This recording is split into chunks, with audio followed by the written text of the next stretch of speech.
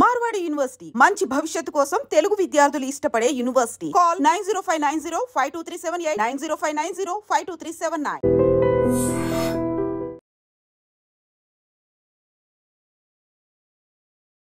నమస్తే, welcome to iDream social spotlight with Kavitha.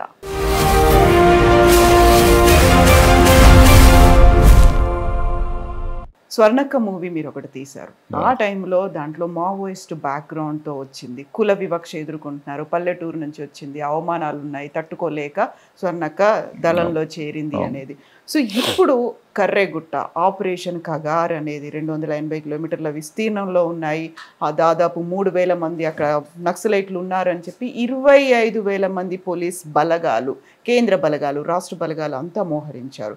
So వాళ్ళని తుదముట్టించాలి అనేటువంటి లక్ష్యం. మార్చ్ 2026 కల్లా చివరి మావోయిస్ట్ని కూడా మేము అంతం చేస్తాము, కేంద్ర హోంశాఖ మంత్రి అమిత్ షా చెప్పారు.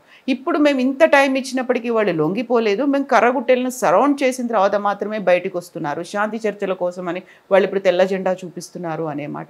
ఈ ఓవరాల్ ఇష్యూని మీరు ఎట్లా చూస్తారు? చూసేదేం లేదు. ఇప్పుడు మనం ఏదైనా కానీ ఒక్కొక్క మనిషి చూసే సమాజాన్ని చూసే దృష్టిని బట్టి ఉంటుంది. ఇప్పుడు నాకు పొద్దునే అనుకున్నాను నేను, ఎందుకంటే మనకి మీరు వస్తారని అనుకోకుండానే జనరల్గా అనుకున్నాను. Indira Gandhi was a great leader అని.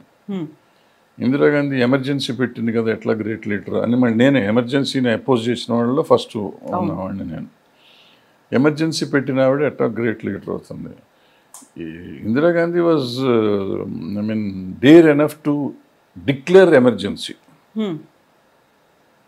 ఇవాళ రోజున అది కేంద్ర ప్రభుత్వం అనండి, రాష్ట్ర ప్రభుత్వాలు అనండి, ఏ రాష్ట్రంలో అయినా మనకి ఎమర్జెన్సీలో ఉన్న ఫీలింగ్ లేదా? మాట్లాడితే అరెస్ట్ చేస్తారు, ఎందుకు అరెస్ట్ చేస్తారో తెలియదు, ఎవరిని అరెస్ట్ చేస్తారో తెలియదు. ఇప్పుడు వరవరరావు గారు వాళ్ళు ఎన్ని రోజులైంది, ఎందుకున్నారు లోపల? వాళ్ళు 80 ఏళ్ళ తర్వాత వాళ్ళు చంపుతారంట, నమ్ముతామా? అట్లాగే ఆయన సాయిబాబా గారిని ఎంతకాలం పెట్టారు, ఆయన చచ్చిపోయారు పాపం. ఎలా ఇదంతా జరుగుతుంది? ఈ మామూలుగా జర్నలిస్టులు ఎంతమందిని అరెస్ట్ చేస్తున్నారు రోజు, ఏదో అన్నారని చెప్పి, అంటే యాంటీ గవర్నమెంట్ అనుకున్న వాళ్ళందరూ లోపలేస్తున్నారు. అది ఎమర్జెన్సీయే కదా, nothing but emergency. Urban Naxals అని వాళ్ళు ఏదో పేర్లు పెడుతున్నారు, ఏమన్నా అంటే దేశద్రోహం అంటారు. ఇప్పుడు మీకే భక్తి ఉంది, మాకెవరికి భక్తి లేదా? ఈ దేశంలో పుట్టిన ప్రతివాడు భారతీయుడు, ప్రతి భారతీయుడికి దేశభక్తి ఉందని నేను నమ్ముతాను. నక్సలైట్లో అవనండి, వీళ్ళు అవనండి, ముస్లింలో అవనండి, ఇంకోళ్ళు అవనండి, అందరూ ఈ దేశంలో పుట్టినవాడు అయితే మాత్రం దేశభక్తి ఉంటుంది. అన్నట్టు ఉంటారు. వాడు హిందూ అయినా ముస్లిం అయినా దేశద్రోహులు ఉన్నారు, లేకుండా అక్కడ లేరు. బట్ అన్ని జాతుల్లోనూ, అన్ని కులాల్లోనూ, అన్ని మతాల్లోనూ ఉన్నారు. మనం ఏరియాల్సింది ఎవరిని? వాళ్ళని. అది మానేసి మనం ఏం చేస్తున్నాం, కొంతమందిని అంటే సిస్టమ్ మారిపోయింది. సిస్టమ్ మారిపోయేసరికి ఇవన్నీ వస్తున్నాయి. ఇప్పుడు ఈ కమ్యూనిస్టు సిద్ధాంతమే ఒక అవుట్డేటెడ్ లాగా అయిపోయింది అంటే ప్రజలకి. బట్ అందరూ ఆ సిద్ధాంతాన్నే ఫాలో అవుతున్నారు. ప్రపంచం అంతా కమ్యూనిస్ట్ సిద్ధాంతాన్నే ఫాలో అవుతుంది. ఇప్పుడు కూడా కమ్యూనిస్టులను ఎరాడికేట్ చేశాము అనుకుంటున్నారు, కానీ కమ్యూనిస్టు సిద్ధాంతం లేకుండా ఏ ప్రభుత్వం ఏ దేశంలో ఉందో చూడండి. అంటే వాళ్ళు అందరికీ ఏదో సమానత్వం, లేకపోతే అందరికీ పని కావాలి అనేది అటువంటి ఆలోచనలే కదా వాళ్ళు చెప్పింది. ఇప్పుడు దానికోసమే కదా ఏ ప్రభుత్వమైనా పనిచేసేది. వాళ్లే కదా అందరికి. ఇప్పుడు 80 కోట్ల మందికి భారతదేశంలో మనం ఫుడ్ గ్రెయిన్స్ ఇస్తున్నామని చెప్తున్నారు ఫ్రీగా. అంటే కమ్యూనిస్ట్ సిద్ధాంతమే కదా, ఆ సిద్ధాంతమే కదా. అందరికీ ఫుడ్ కావాలన్నారు. అయితే వాళ్ళు కమ్యూనిస్టులు ఏమన్నారు, పని చేసి సంపాదించుకోము, పని చేసినాకే, పని చేస్తేనే ఫుడ్ అన్నారు. ఫ్రీగా ఇవ్వమని చెప్పి అనలా, మనం ఫ్రీగా ఇస్తున్నాం. అంటే వాళ్ళ సిద్ధాంతాన్ని మనం ఎలక్షన్ ఓటుకి వాడుకుంటున్నాం. సో ఇవన్నీ చూసినాక ఎవరి సిద్ధాంతం వాళ్ళది. ఇప్పుడు ఎలక్షన్లో గెలిచిన వాడిదే సిద్ధాంతం, గెలుస్తున్న వాళ్ళు చెప్పింది కరెక్టు, నడుస్తుంది, భారతదేశం బాగానే ఉంది. ఇప్పుడు ఈ మారిన సమాజంలో మనం బాగానే ఉన్నాం కాబట్టి, అంతా బాగుంది కాబట్టి ఇట్ గోస్ ఆన్. అలాగే మీరు అన్న నక్సలైట్స్ ఇది వచ్చేటప్పటికి వీళ్ళ వీక్ అయిపోయారు. కమ్యూనిస్ట్ అనే పార్టీ అన్ని పార్టీలకు చాలా వరకు వీక్ అయిపోయింది, ఇంక్లూడింగ్ ఈ మావోయిస్ట్ ఇది కూడా అయిపోయి ఒక సిద్ధాంతంతో వచ్చేవాళ్ళు తక్కువను, ఒక వేరే పర్పస్తో, వేరే పర్పస్ అంటే కోపం వచ్చో లేకపోతే డబ్బులు పేదరికంలో అట్లా వచ్చేవాళ్ళు పెరిగిపోయారు. సో ఒక సిద్ధాంతపరంగా లేవు. వాళ్ళు కూడా చాలామంది సివిలియన్స్ని చంపేశారు ఆ మధ్య, అక్కడి నుంచి చంపేశారు. అది అరాచకం, అన్యాయం కూడా. ఆ అన్యాయాలతో తట్టుకోవాలంటే మరి నడుస్తున్న ప్రభుత్వం ఇటువంటి పనులు చేయాల్సి వస్తుంది. ఇది చేయడం తప్పు, 100% తప్పు, నాలంటోడు వ్యతిరేకిస్తాం. కానీ వాళ్ళు ఎందుకు వాళ్ళు చేస్తే రైటా అని అడిగితే సమాధానం లేదు నా దగ్గర. చాలా వరకు రోడ్లను పేల్చేశారు, దాని మీద వెళ్తున్నటువంటి పోలీస్ వాహనాలని ఏంటి అప్పుడు ఒకసారి అయితే 300 మంది చిన్న పిల్లలు కూడా కాల్ చేశారు కదా, పసిబిడ్డల్ని. 4 years బ్యాక్ 5 years బ్యాక్ 300 మందిని ఒకేసారి ఒక క్యాంపు సల్వర్ జూడానో అదేదో ఉండాలి కదా, సల్వర్ జూడం వాళ్ళు మొత్తం చాలా మందిని చంపేశారు. అప్పుడు దాంట్లో చిన్న పసిబిడ్డలు చచ్చిపోయారు. అన్యాయం కదా అది ఏదైనా అవ్వండి, ఎలాంటిదైనా కానీ. ఇప్పుడు నా మీద అటాక్ చేయటం నేను తప్పు అన్నప్పుడు నేను మీ మీద అటాక్ చేయటం కూడా తప్పేగా. నేను దేశభక్తి అంటే మీది దేశభక్తి, మీది ఒక రకమైన భక్తి, నాది ఒక రకమైన భక్తి. సో అసలు మనుషుల్ని మనం మార్చడానికి ప్రయత్నం చేయటం మానేసి పగ సాధింపుల్లోనూ లేకపోతే ఈ చంపుకోటాలతో అనే నమ్మటంలో వెళ్ళిపోయాం అందరం. వాళ్ళు చేస్తున్న తప్పు. ఇప్పుడు మళ్ళీ 3,000 మందిని చంపడానికి 25,000 మందిని పెట్టి రావటం కూడా తప్పు. 25,000 మందిలో ఎంతమంది పోతారు? వాళ్ళు చచ్చే ముందు 7-4 చంపుతారుగా. వీళ్ళ పరిస్థితి ఏంటి? అన్ని డంప్ యార్డ్లు ఉన్నాయి అనే దాంట్లో అక్కడ మావోయిస్టులు డంపులు ఏర్పాటు చేశారు. అయితే ఇక్కడ కీలకంగా కనిపిస్తోంది 78 ఏళ్ళు అయ్యింది స్వాతంత్రం వచ్చి. ఎక్కడైతే ఆదివాసీలు ఉన్నారో, కొండ ప్రాంతాల్లో ఉన్నారో ఆ అమాయకుల గిరిజనులందరినీ ఒక పక్కన చేర్చుకున్నారు, తమ వైపుకు తిప్పుకున్నారు. జనతన సర్కార్ అనే దాన్ని ఏర్పాటు చేసుకున్నారు. ఇప్పుడు కర్రెగుట్టల దగ్గరికి కేంద్ర బలగాలు వెళ్ళిన తర్వాత వెరీ ఫస్ట్ టైం జాతీయ జెండా అక్కడ కనిపించింది. కేంద్ర బలగాల్లోనే ఒక పోలీస్ పట్టుకొని తిరిగాడు అనేది. ఇంతకాలం కూడా వాళ్ళకి తెలియదు మన దేశ స్వాతంత్రం, మనం భారతదేశంలో ఉన్నాము అనే విషయం. కేంద్ర ప్రభుత్వం, రాష్ట్ర ప్రభుత్వాల ఆధీనంలో ఉండాల్సిన వాళ్ళు జనతన సర్కార్ పేరుతో ఉన్నారు అనేది. అది కాదు కదా కావాల్సింది. అందరికీ నిజమని మీరు నమ్మితే ఇది ఎవరు ఫెయిల్యూర్ అని అంటారు మీరు? ప్రభుత్వం ఫెయిల్యూర్ కదా. 78 సంవత్సరాలు ఈ దేశాన్ని ఎవరు పాలించారో వాళ్ళది కదా తప్పు. ఇప్పుడు ఈ సొసైటీ ఉందమ్మా, ఈ సొసైటీలో నేను ఒక్కడిని నన్నే నమ్ముకుని అందరూ బతుకుతున్నారంటే మిమ్మల్ని గుర్తించట్లేదు రాష్ట్ర ప్రభుత్వాన్నో లేకపోతే ఇక్కడ ఉన్న మున్సిపాలిటీనో గుర్తించలేదు అంటే తప్పెవరిది? వాళ్ళు నాకు ఇవ్వాల్సినవి అన్నీ ఇక్కడ వీళ్ళకి ఇవ్వాల్సినవి అన్ని ఎమ్యూనిటీస్ ఇచ్చారనుకోండి, వాళ్ళు నన్ను ఎందుకు నమ్ముతారు? నిన్నే నమ్ముతారుగా. అయితే అక్కడికి కావాల్సినటువంటి రోడ్లు కావచ్చు, వైద్య సదుపాయం కావచ్చు, వీటన్నిటిని రానియకుండా అడ్డుకుంటున్నారు. పోలీసులు ఎలా అడ్డుకుంటారు? బాంబులతో పేల్చేస్తున్నారు. ఎలా బాంబులతో పేలుస్తారు? ఎంతమంది పేలుస్తారు? ఎన్ని రోజులు? 78 సంవత్సరాల నుంచి పేలుస్తున్నారా? అసలు నక్సలిజం ఎప్పుడు వచ్చింది? ఎప్పుడో వచ్చింది, మధ్యలో వచ్చింది, 60ఏళ్ళ తర్వాత వచ్చింది. అంతకుముందు ఎందుకు వేయలేదు? వచ్చిన తర్వాత ఎందుకు వేయలేదు? ఇంతకాలం అన్నీ వేసామన్నారు, ఎందుకు రోడ్లు వేయలేదు? ఆదివాసీలకి ఎందుకు వాళ్ళకి కావాల్సినవి ఎందుకు రాలేదు? ఆదివాసీలు ఇంకా ఆదివాసీలాగానే ఎందుకున్నారు? వాళ్ళకి కావాల్సిన ఎమ్యూనిటీస్ ఎందుకు ఇవ్వలేకపోయారు ఈ దేశంలో ఉన్న ప్రభుత్వాలు? ఏ ప్రభుత్వం అయినా, ఈ ప్రభుత్వం కాదు, గత ప్రభుత్వాలు కాదు, ఏదైనా కానీ. ఇప్పుడు ఇవన్నీ చాలా డీప్గా లోపలికి వెళ్ళాల్సిన విషయాలు. పైన ఇప్పుడు వాళ్ళు ఉన్నారు, చంపేస్తాం ఆదివాసీలను, వీళ్ళు చేశారు. ఆదివాసీలు దేశభక్తులు కాదా? వాళ్ళకి మీరు చెప్పినట్టు స్వతంత్రం వచ్చినందుకు తెలియదని నమ్ముదాం. నేను నమ్మనది, అది అబద్ధం అది. ఎందుకంటే వాళ్ళు బయటకు వచ్చి చదువుకుంటున్నారు, వాళ్ళు గొప్ప మంచివాళ్ళు అవుతున్నారు ఉన్నారు. కొంతమంది నమ్ముకుని అక్కడ ఇప్పుడు మనకి భారతదేశంలో మన సెంటిమెంట్, మన ఆదివాసీలు ఎందుకు, మన ఊళ్ళల్లో ఉన్న మన తాతలు, మీ తాతలు కూడా నా పొలం నేను వదిలిపెట్టిన, నా ఊరు నేను వదిలిపెట్టిన, నా ఇల్లు నేను వదిలిపెట్టిన కూర్చుంటారు. సిమిలర్గా ఆదివాసీలు కూడా మేము దీన్ని నమ్ముకున్నాం, దీని మీద ఉంటాం అంటున్నారు. మనం వాళ్ళని సంతోషించాలి. యాక్చువల్గా వాళ్ళు మనలాగా గ్రీడీగా ఇక్కడికి వచ్చి దేశానికి స్థలాలు కొనుక్కుందాం, అమ్ముకుందాం, రియల్ ఎస్టేట్ చేద్దాం, పక్కనుండి ముంచుదాం, అది చేద్దాం, ఇది చేద్దాం అని మనం అనుకోకుండా వాళ్ళు ఉన్నదాంతోనే మనం ఉన్నదే తింటాం, ఉన్నదాంతోనే బతుకుదాం అని అనుకుంటున్నారు కదా. మన తృప్తితో బతుకుతున్న మనుషుల్ని వాళ్ళకి తృప్తి లేకుండా చేస్తుందా? కరెక్టా? లేకపోతే వాళ్ళని ఇంకోటి చేయటం కరెక్టా? అలాంటి వాళ్ళకి నువ్వు ఎమ్యూనిటీస్ ఇస్తే నీకు వాళ్ళు ఎంత దేశ సంపదను పెంచుతారు? ఒకవైపు ఎమ్యూనిటీస్ ఇవ్వకుండా వాళ్ళని ఎక్స్ప్లాయిట్ చేస్తోందే మావోయిస్టులు. మావోయిస్టులు కాదుగా ఇవ్వాల్సింది, ప్రభుత్వం కదా ఇవ్వాల్సింది. మావోయిస్టులకి ఏం సంబంధం? అక్కడి దాకా రానివ్వకుండా అడ్డుకుంటారు. కాదు మావోయిస్టులు ఎందుకు? నేను ఇందాక చెప్పిన ఎగ్జాంపుల్ అదే. మీరు ఇచ్చే ఎమ్యూనిటీస్ నాకు చేరితే నేను ఇంకొకటిని ఎందుకు నమ్ముతాను అంటున్నా. నాకు కావాల్సింది ఇప్పుడు మనిషికి ఏం కావాలమ్మా? ఇల్లు, అన్నము, బట్ట, ఉద్యోగ పని కావాలి. ఈ మూడే కదా. ఆ మూడు నువ్వు ఇస్తా ఉంటే ఆ మూడిటికి ఇవ్వలేవు. వాటికి అవకాశాన్ని కల్పించగలిగితే నేను ఇంకోళ్ళ దగ్గరికి వెళ్ళనుగా, ఇంకోటి నమ్మనుగా. నాకు అది నమ్మించాలి. అది నమ్మించడం కాదు, ఆ అవకాశం కల్పించాలి. కల్పిస్తే ఇదేదో జరగదు. కల్పించట్లేదనేది మీరు ఒప్పుకోవాలంటే కనపడుతుంది, కళ్ళ ముందు కనపడుతుంది. దాన్ని నక్సలైట్ బాంబు పీల్చాడు, రోడ్డు మీద చేశాడు. ఎంతమంది నక్సలైట్లు ఉన్నారు? మీరు చెప్పే లెక్క ప్రకారం 3,000 మంది. మన ప్రజలు ఎంతమంది? 140 కోట్ల మంది.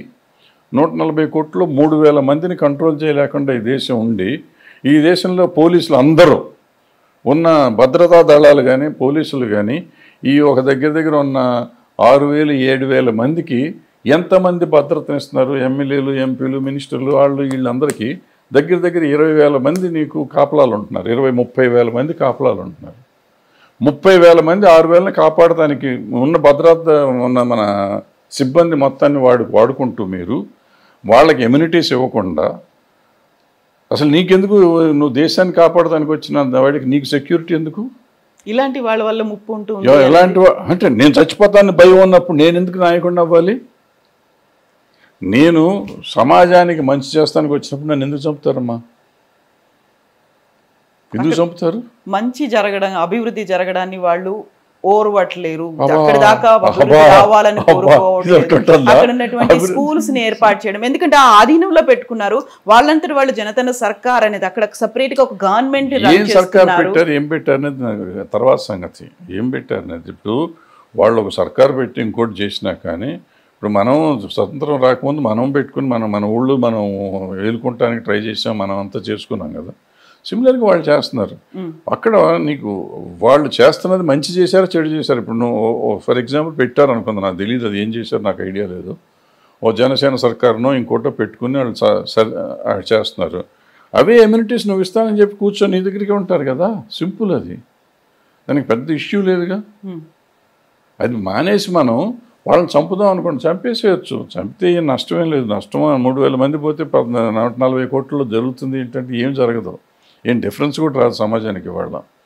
కానీ మనం దేన్ని చంపుతున్నాం? ఓ స్వతంత్రాన్ని చంపుతున్నాం. నేను కూడా వాళ్ళు కూడా ఇప్పుడు ఆదివాసీలకు మంచి జరగాలని కోరుకుంటున్నారు కదా, చెడు జరగాలని, ఆదివాసీలను ఏదో చేసేయాలని. ఈ 3,000 మంది ఆ అడవిని కేలుకుంటే వాళ్ళకి అన్న వచ్చేస్తున్నారు, ఆస్తులు వచ్చేస్తాయా? ఇవాళ మనకున్న దీన్ని చూస్తే మనకు ఒక్కొక్కళ్ళకి ఇక్కడ ఉన్న సిటీస్లో ఉన్న వాళ్ళకి కానీ రాజకీయ నాయకులు అందరికీ 1,000 కోట్ల ఆస్తులు ఉన్నాయి. మీరు చెప్పే 3,000 మందికి ఎన్ని 1,000 కోట్ల ఆస్తులు ఉన్నాయి? అత్యంత అధునాతనమైనటువంటి ఆయుధ సామాగ్రి ఉంది. డ్రోన్లని వాడుతున్నారు, టెక్నాలజీని ఎక్కువగా వినియోగించుకుంటున్నారు. వాడికి ఏమొచ్చింది? నీకు నష్టం ఏమొచ్చింది? ఒకటే ఏంటంటే వాళ్ళు సివిలియన్స్ మీద సివిలియన్స్ మీద ఫైటింగ్ చేయటం తప్పు, సివిలియన్స్ని చంపటం తప్పు. అది కంట్రోల్ చేయాలి. లా అండ్ ఆర్డర్ కింద నేనేమో ఇది అంటానంటే లా అండ్ ఆర్డర్ కోసం వాళ్ళు ఇటువంటి తప్పుల పనులు చేస్తే వాళ్ళని కంట్రోల్ చేయాలి, 100% ఎరాడికేట్ చేయాలి. కానీ మీరు చెప్తున్నట్టు ఆ విలేజ్ని బాగు చేస్తాంటే ఎరాడికేట్ చేస్తానంటాం తప్పు అంటున్నా. ఇప్పుడు నేను చెప్పాను ఇందాక సల్వాజుడమనో ఇంకోటో ఏదైనా కానీ అటువంటి సివిలియన్స్ మీదకి వచ్చి ఇప్పుడు నిన్న కాశ్మీర్లో జరిగింది, సివిలియన్స్ మీదకి వచ్చి చేయటం తప్పు. వాడు ఒక రకంగా చెప్తాడు పాకిస్తాన్కి దేశభక్తుడు, మన దేశానికి దేశభక్తుడు అయితే ఆడి దేశానికి దేశభక్తుడు. వాడు అసలు మనం ఎందుకు అది ఇంకో టాపిక్ లేదు, వద్దాం, అది వేరే టాపిక్. సో అట్లా నేను ఇదేమంటున్నాను, వీళ్ళు దేశభక్తులే, వీళ్ళు దేశానికి ఏదో మంచి జరగాలనుకుంటున్నారు. ఆదివాసీలకి మంచి జరగాలి, ఆదివాసీలు అన్యాయం అయిపోయి ఉన్నారు, ఆదివాసీలు ఇంకా ఆదివాసీలు లాగా ఉన్నారు కాబట్టి వాళ్ళని డెవలప్ చేస్తానికి ప్రయత్నం చేద్దామని వాళ్ళు అనుకుంటున్నారు. వాళ్ళు అనుకున్నది రైటా తప్ప యాంటీ గవర్నమెంట్ అనేది నేను డిస్కస్ చేయట్లేదు ఇక్కడ.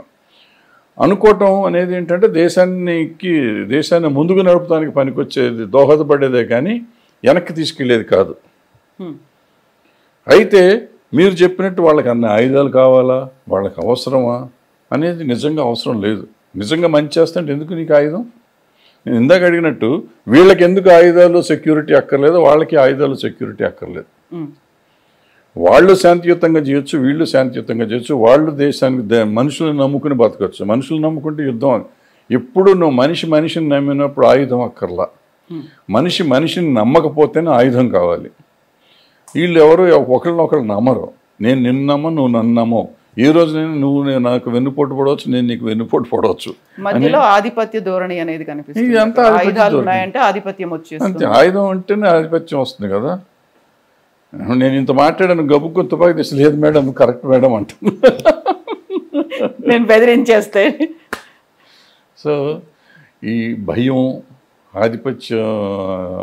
ఆధిపత్యం కావాలని కోరుకోవటం, వీటన్నిటి మీద వచ్చే కారణాలు. ఈ నక్సలైట్లది ఏంటంటే ఆధిపత్య ధోరణి కాదు అది. యాక్చువల్గా వాళ్ళు ఏదో సమాజం, వాళ్ళు ఏదో కొన్ని నమ్మకాలు కొన్ని ఇవి ఉన్నాయి, దాన్ని సరిగ్గా వాడట్లేదు, యూటిలైజ్ చేయకుండా వాళ్ళు విడిపోయి కొట్టుకొని వాళ్ళు నాశనం అయిపోయి సమాజానికి కూడా దెబ్బ కొట్టారు. సో అందులో కొంతమంది అక్కడ బుల్లెట్ కాదు కావాల్సింది బ్యాలెటే అనుకొని బయటకు వచ్చి పోరాటం చేసి ప్రభుత్వాల్లో ప్రజాప్రతినిధులుగా ఉండి మంత్రులుగా ఉన్న వాళ్ళని కూడా బెదిరించి తీసుకెళ్లిపోయి కిడ్నాప్లు చేసి హత్య చేసినటువంటి సంఘటనలు కూడా ఉన్నాయి. యాక్చువల్గా వాళ్ళు ఏం కావాలనుకుంటున్నారు అనేది ఇంతకాలం ఎందుకు చెప్పలేకపోయారు? చెప్పినప్పటికీ కూడా అక్కడ మళ్ళీ మారణాయుధాలు ఎందుకు కనిపిస్తున్నాయి, మరణాలు ఇలాంటివే ఉన్నాయి అనేది. అంటే ఒకానొక టైంలో తుపాకీ కొట్టడం ద్వారానే స్వతంత్రం వస్తుంది అనే నమ్మకానికి తీసుకొచ్చారు. సో అది మెల్లిమెల్లిగా తగ్గటం కానీ లేకపోతే వాళ్ళు ఆ జనం తగ్గటం కానీ జరిగిపోయి ఇవాళ ఒక లిమిటెడ్ 3,000 మందికి మీరు చెప్పినట్టు వచ్చింది. సో వాళ్ళల్లో 3,000 మందిలో నాకు తెలిసి నేను అనుకోవటం ఒక 20-30 మంది తప్పిస్తే మిగతా వాళ్ళందరికీ పూర్తిగా పరిపూర్ణమైన జ్ఞానం ఉందనుకోండి. కొంతవరకు ఉండుండొచ్చు, ఏదో నాలాగా మిడిమిడి జ్ఞానం ఉన్నోళ్ళు ఒక 100 మంది ఉండొచ్చు, లేదా 1000 మంది ఉండొచ్చు. మిగతా 2,000 మందికి అసలు ఏముండదు, ఏదో మనకి పంజడుస్తుంది అని రావటం, లేకపోతే తుపాకీ మీద ఉన్న ఇంట్రెస్ట్ వచ్చిన వాళ్ళు అట్లా ఉండుంటారు. సో ఇది ఏంటంటే కమ్యూనిస్టు సిద్ధాంతం కానీ లేకపోతే ఈ సాయుధ పోరాటాలు కానీ వచ్చింది ఏంటంటే పరిపూర్ణమైన జ్ఞానంతో ఈ సమాజం అనేది నిర్మించాలి, దోపిడీ విధానం పోవాలి అని మొదలుపెట్టిన విధానాలు అయ్యి అప్పుడు కావాలి. మన స్వతంత్రం కూడా సుభాష్ చంద్రబోస్ గారు మన తుపాకీతోనే మనం సాధించవచ్చు, యుద్ధం చేసి సాధించవచ్చు. ఈవెన్ భగత్ సింగ్ గారు అదే నమ్మారు. బట్ గాంధీ గారు అట్లా కాదు, చేయొచ్చు అన్నారు. సో వీళ్ళతో వచ్చిందో వాళ్ళతో వచ్చిందంటే గాంధీ గారు ఫైనల్గా సక్సెస్ఫుల్ అయ్యారు. But impact of Subhash Chandrabose గారు కానీ భగత్ సింగ్ గారు కానీ ఉందా, ఇప్పటికీ ఉంది మన మీద, ఇంపాక్ట్ మన మీద. అట్లాగే నక్సలైట్ల ఇంపాక్ట్ డెఫినెట్గా, నక్సలైట్లు ఉన్నారు కాబట్టి వాళ్ళ విలేజెస్ అన్నిటికీ రోడ్లు పడ్డాయి. నక్సలైట్లు ఉన్నారు కాబట్టి, ఉండేవారు కాబట్టి, ఉన్నారన్న ఇప్పుడు పెద్దగా లేరు, ఉండేవారు కాబట్టి వాళ్ళ డెవలప్మెంట్ ఎంత వచ్చింది. ఈ డెవలప్మెంట్ అంతా అక్కడికి లోపలికి వెళ్తానికి రోడ్లు వేయాల్సి వచ్చింది, అన్నిటికీ వచ్చింది. లేకపోతే రోడ్లు వేసేవారు కాదు, లైట్లు పెట్టేవారు కాదు, స్కూల్స్ పెట్టేవారు కాదు. వాళ్ళు స్కూళ్ళు పెట్టారు, వాళ్ళు చదువు చెప్పారు, వాళ్ళు బాగా చేశారు. అయితే వాళ్ళు ఇంకో రకంగా చెప్పారు, సిద్ధాంతాన్ని ఎక్స్ప్లెయిన్ చేశారు ఎక్కువ, వీళ్ళు ఇంకో దాన్ని ఎక్స్ప్లెయిన్ చేస్తున్నారు. సో ఏం జరుగుతుందంటే వాళ్ళు రైటే, వీళ్ళు రైటే. వాళ్ళు సమాజం కోసం చేశారు, వీళ్ళు సమాజం కోసం చేశారు. ఎవరు కరెక్ట్గా సమాజం కోసం చేశారు అంటే $1 మిలియన్ క్వశ్చన్ అది. సో మెజారిటీ ఏం కోరుకుంటున్నారు, అదే విన్ అవుతుంది. మెజారిటీ అసలు ఏం కోరుకోవట్లేదమ్మా. ఇప్పుడు మెజారిటీ ఏం ప్రభుత్వాలు ఉన్నాయి కాబట్టి ఇవాళ పర్టికులర్గా ఇవాళ సమాజంలో పక్కింట్లో ఏం జరుగుతుందో కూడా మనకు తెలియదు. మనం ఏదో చాలా ఢిల్లీలో అభయ జరిగినప్పుడు, లేకపోతే ఇక్కడ దిశ జరిగినప్పుడు, లేకపోతే ఇవాళ కాశ్మీర్లో జరిగినప్పుడు మొత్తం దేశం అంతా రియాక్ట్ అవుతుంది తప్ప మిగతా అప్పుడు ఎప్పుడు రియాక్ట్ అవుతుంది, ఎప్పుడు ఎవరు పట్టించుకుంటున్నారు? ఇప్పుడు కొత్తగా వచ్చేసింది కాబట్టి సోషల్ మీడియా వచ్చింది కాబట్టి సోషల్ మీడియాలో ఏదో పిచ్చివాగుడు వాగేవాళ్ళు ఎక్కువైపోయారు తప్ప దేశాన్ని గురించి సిన్సియర్గా ఆలోచించే వాళ్ళు ఎంతమంది ఉన్నారు? చాలా తక్కువ. అంతకుముందు మనకి దేశభక్తి ప్రతి వాళ్ళలోనూ, అసలు దేశం అనగానే జనగణమన పాడతా అంటే లేచి నుంచోవటం, ఈ రోమాలను ఎక్కపడవటం, దేశభక్తి జై హింద్ అంటే అసలు మనం ఛాతీ బయటికి రావటం అనేది ఉండేది. ఇప్పుడు అసలు ఏదో బలవంతంగా చెప్పాల్సింది చెప్తున్నాం అన్నట్టు ఉంటున్నారు. Thank you so much Bharadwaj గారు. Best wishes to you. Thank you.